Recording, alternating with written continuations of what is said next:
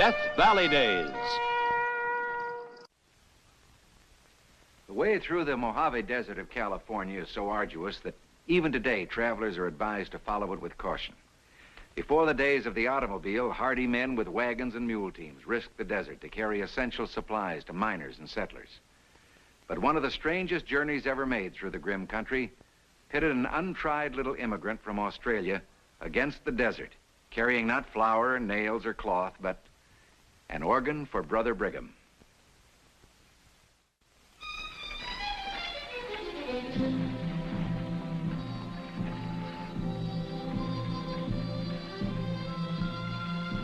My, there's a lot of rock up there. We've been past them before. Just I never seem to get used to the bigness of them. Why, they look so mean they could swallow the whole train. Huh. Well, sure wouldn't be much to swallow this trip. Oh, now, look. We got important cargo. Otherwise, Brigham Young would never send me clear to California to get you to bring it. Well, I've been freighting 16 years, and I ain't never toted a pipe organ before. Axle grease, I toted.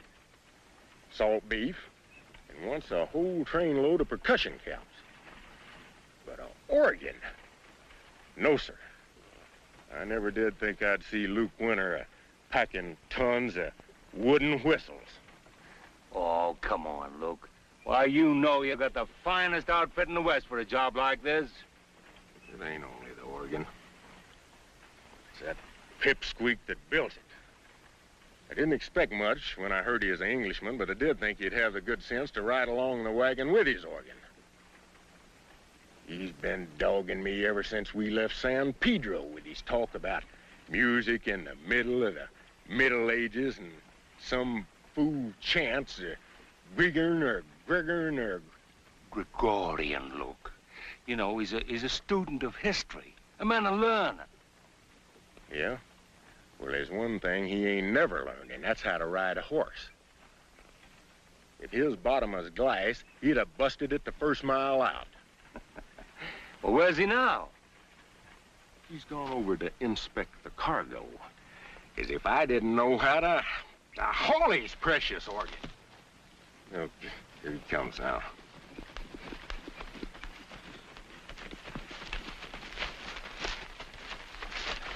I say, Dobbin and I... His name's Kingpin. Oh, sorry. I'm afraid all horses are Dobbin to me. Anyway, we've just had a most interesting tour of the train. That's nice. And find that everything's battened down, all tidy and shipshape. Well, what did you expect? That we'd be spilling your music all over the desert? On the contrary. It's been my observation that you run a most efficient freight train. Allow me to congratulate you.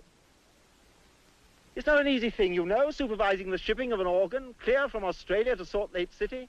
But I've been most fortunate in having, number one, a first-rate sailing vessel commanded by an ex-officer of the Queen's Navy, and number two, a seasoned veteran of Western wagon roads. Now, you're being complimented, Luke. I mean, don't you want to say thank you? I'll ride back a ways. Maybe a wagon will fall on me. My, he certainly cuts a fine figure aboard that horse. Whew, this sun. It's enough to make one want to shed a vest. Well, you'd better shed it then, brother, because we got a lot of hot traveling to do. Well, surely it can't get any hotter than this. You don't think so? Follow me.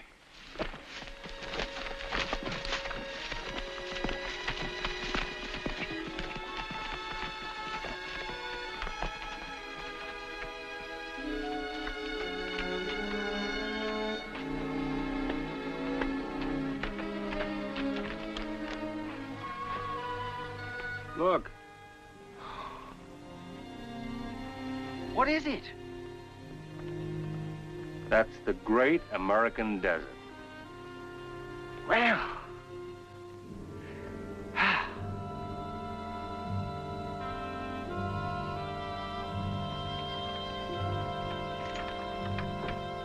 Try to keep up today, will you, Steve? You all set, Delbert?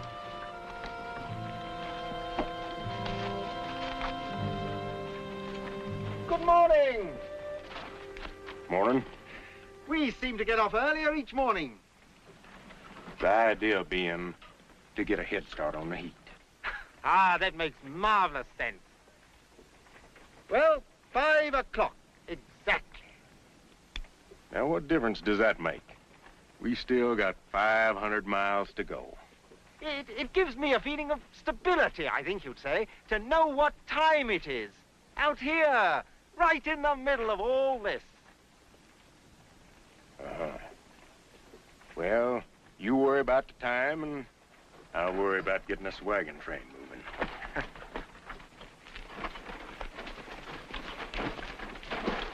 You ready, Oscar? Let's move out!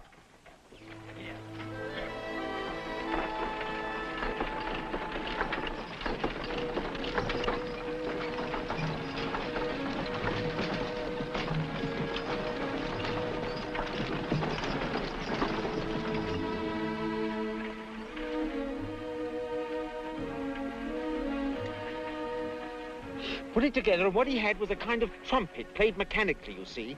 And this in Alexandria, of all places, 3 centuries before the birth of Christ. Or did I say that? At least once.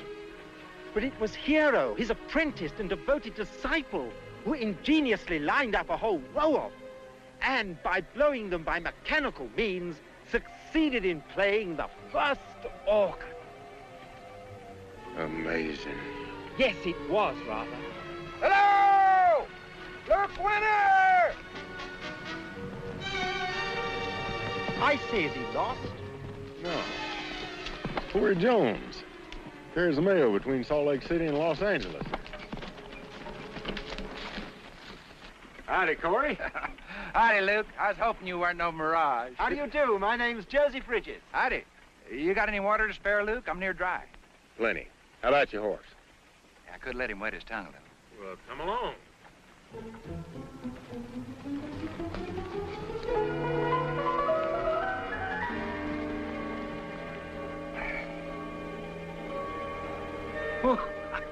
Corey, boy. Why, you're a sight for sore eyes. Hank, how's it going? Well, pretty good. What kind of country you been riding through? Oh, it's heavy drifting up by the Red Rocks. Oh, same as usual, huh? Hank, how about watering Corey's horse for him, will you? Sure, Luke. Come on, boy. Say, you're making pretty good time this run, ain't you, Corey? No, I'm behind schedule. No, I run into a real tricky piece of desert back there. Had to detour half a day. Is that so? Well, what you carrying this trip, Luke? Dangest piece of tomfoolery you ever heard. Shame to tell you. It's a pipe organ. A pipe organ? I'm afraid Mr. Winner doesn't altogether approve of our mission, which is to transport a fairly large pipe organ, dismantled and crated, as you see, to the citizens of Salt Lake City. Still a pipe organ? Ah, but I've lived in Australia, and I know. Nice things take on even more importance in a strange, wild setting. Things like china and rugs and down pillows and music. Salt Lake City doesn't have a pipe organ. Brigham Young feels that mine will make up to those people for a lot of things they left behind. You see this? That's about as useless a piece of tomfoolery as that organ. That's where you're wrong. I sold up nearly everything I had to buy a passage to California, but I kept this. It was my grandfather's. This watch is a small bit of order in a wild country. A piece of civilization, you might say. It's the same with the organ. It'll bring culture to the Rocky Mountains. Hogwash. Oh, no, maybe he's got something, Luke. I mean, you and me, what do we know about culture? I'm glad to know you, Mr. Ridges. All set, Corey. Well, thanks for the water, Luke. Good luck.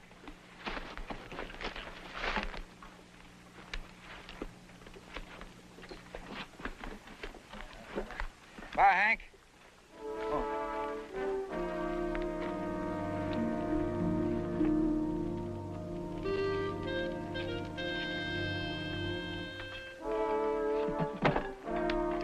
Let's get this wagon train moving, or it'll be Christmas before we get to Salt Lake Valley.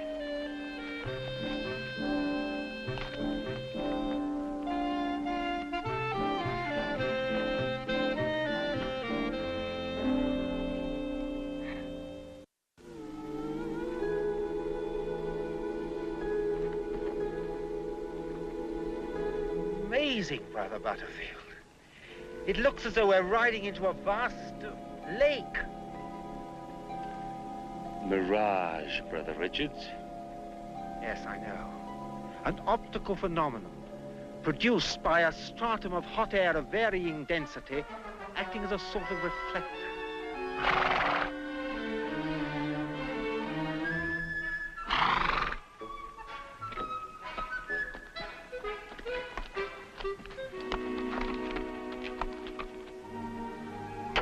Easy, Steve.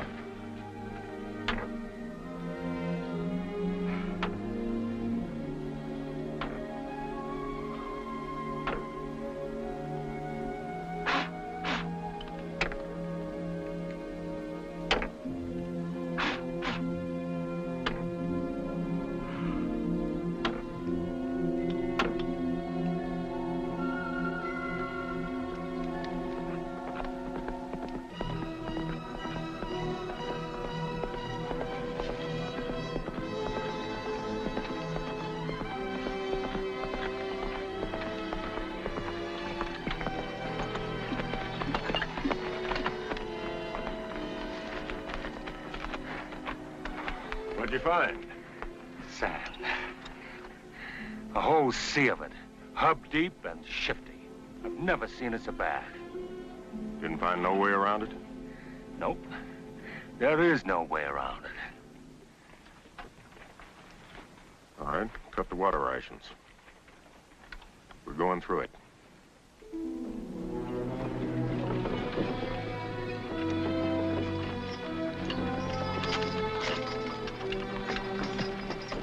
Make him pull. Cut down on him. Keep that wagon moving.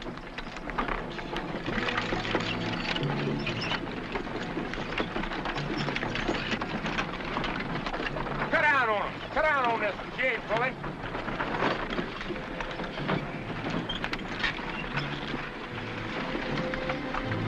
Oh, move it up.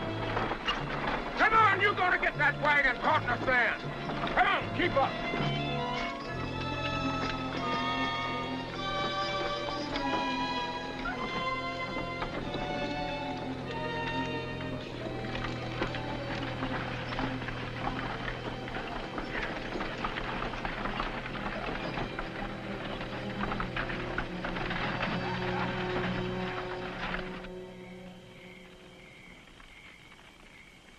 You know, Mr. Winner, there's something about a sky full of stars that makes even sow belly taste good.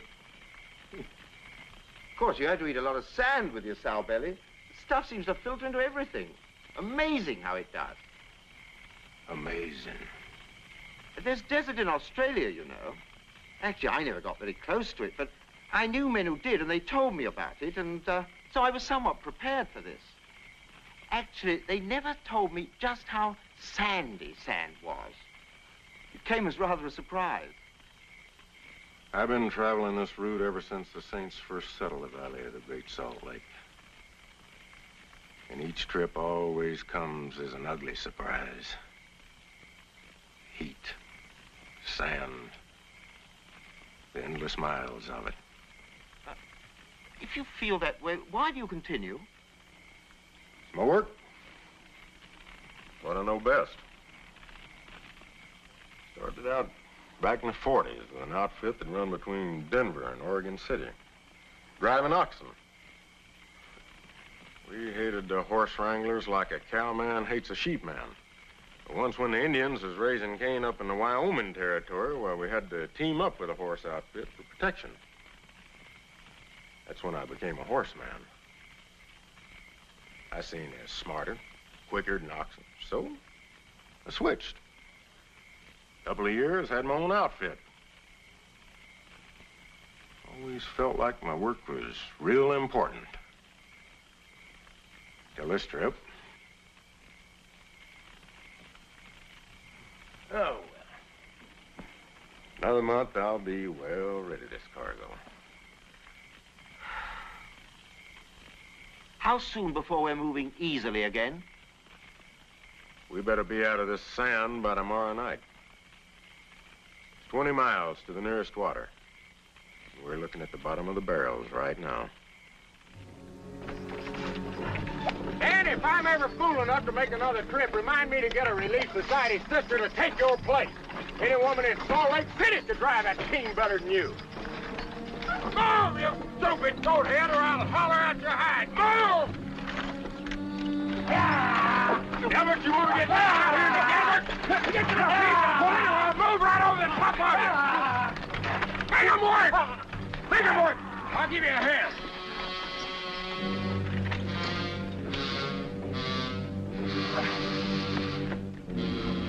Here, let me assist you. Get away from me, you worthless little organ grinders, monkey! There's a man running this train.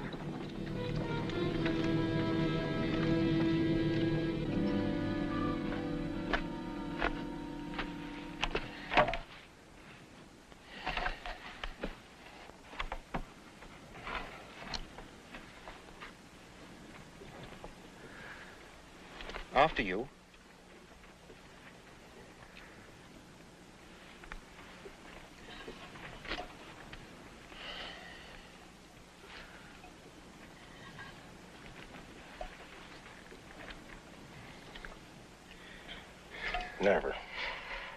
Never did I ever see sand this deep through here.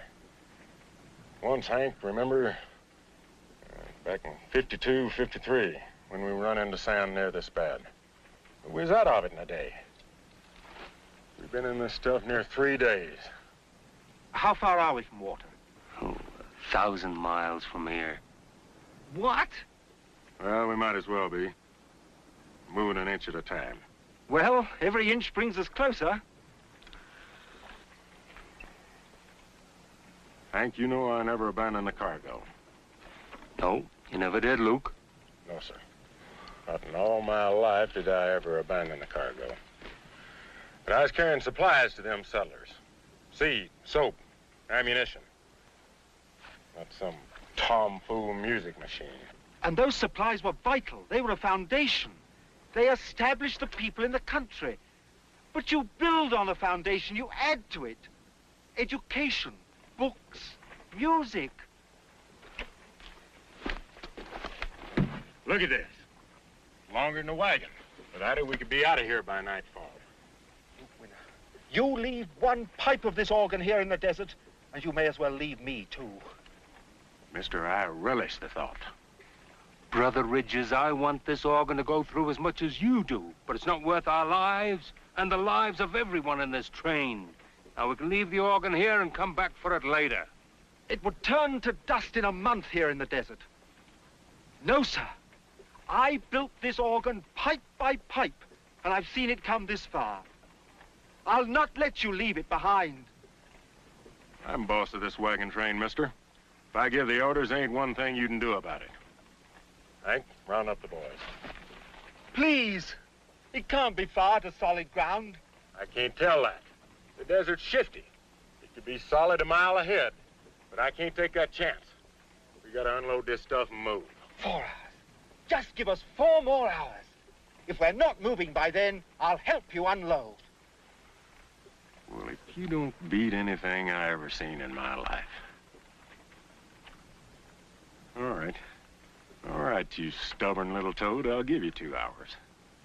2 hours. Not a minute more. All right, Hank, let's give it one more try.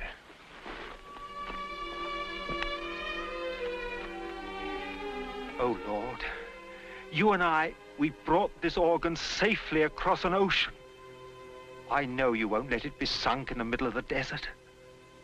Amen.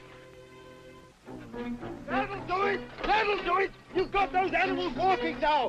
Just a little more shove! That's almost got it! You've got that wagon moving now! Here, let me give you a hand!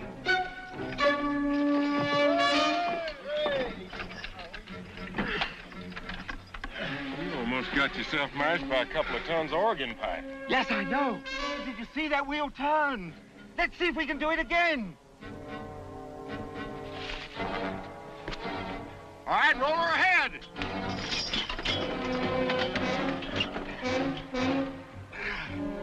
That's it. Now we're really making time. Let's do it again. Well, boys, you heard what the man said. Let's do it.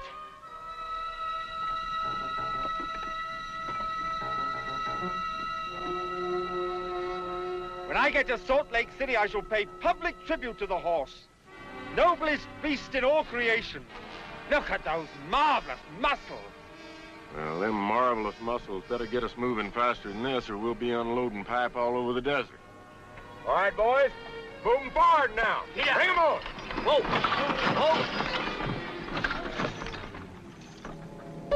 Whoa! Look! I feel a rock!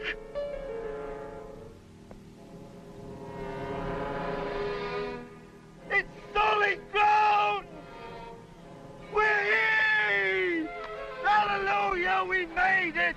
We made it! We'll be all right now. We made it! And it hasn't even been 2 hours. My watch. It's gone. And it was all I had of home.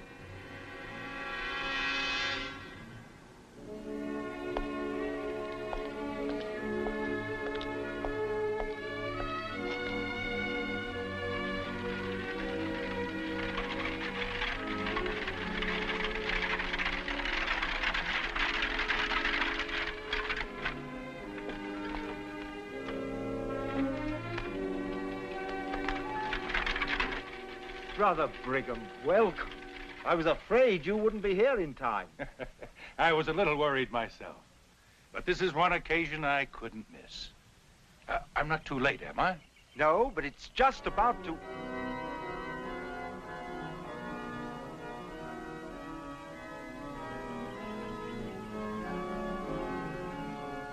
Absolutely beautiful, Brother Joseph. You've brought beauty and happiness to our people. It will go far in filling their lives. There was a time when I wondered, but now I know that it was all worthwhile. It certainly was. But now let me step inside to really enjoy your music.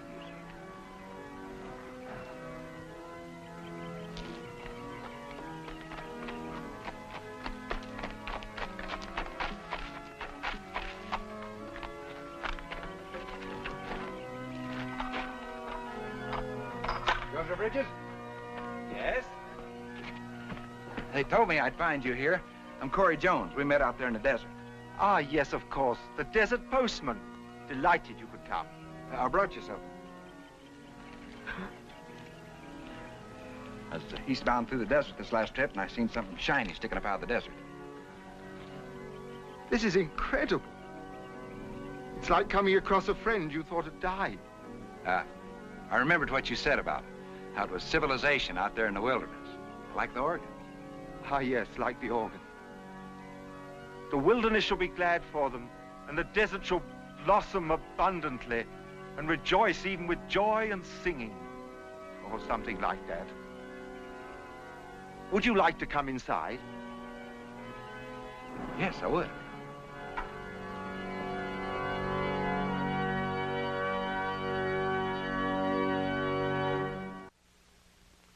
Joseph Bridges lived out his years in the Salt Lake Valley, leaving behind a memorial to his talent and dedication that still stands.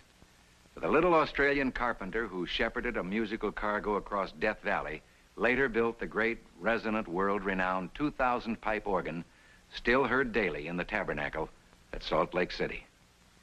Next week, another true story of the Old West.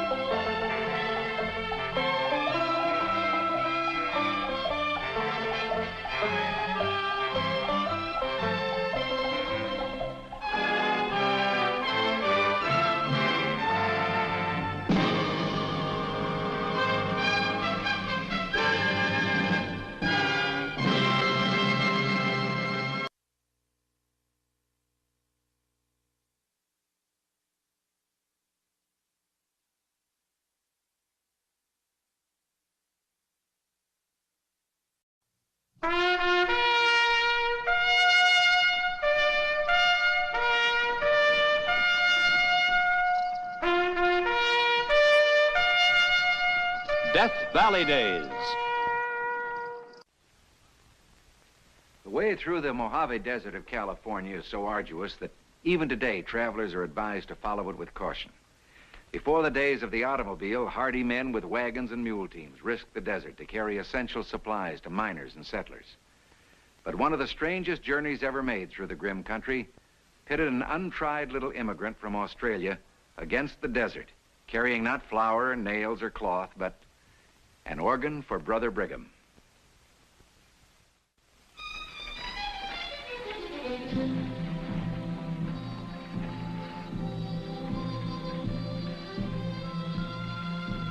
Ah, there's a lot of rock up there.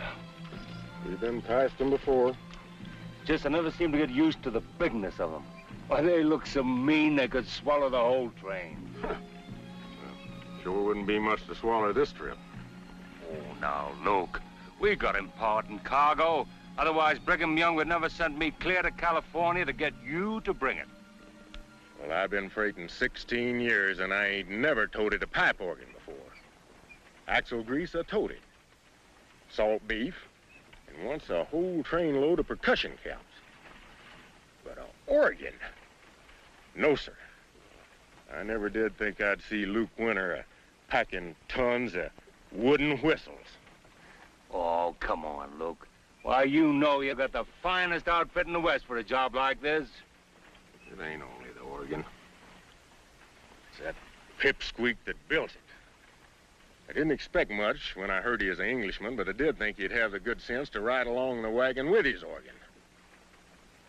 He's been dogging me ever since we left San Pedro with his talk about music in the middle of the Middle Ages and some fool chants, Brigham or Gregorian or...